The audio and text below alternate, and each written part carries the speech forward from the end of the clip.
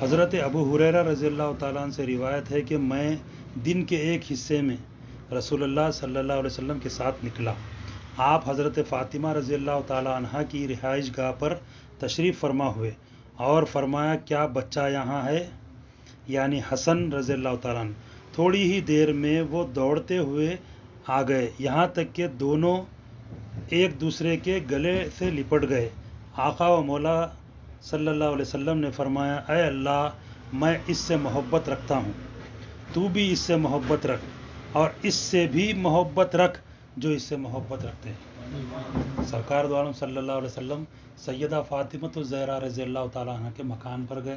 جا کر بولے میرا حسن ہے کیا یہاں پر؟ کھیل رہے ہوں گے یا حجرے میں ہے.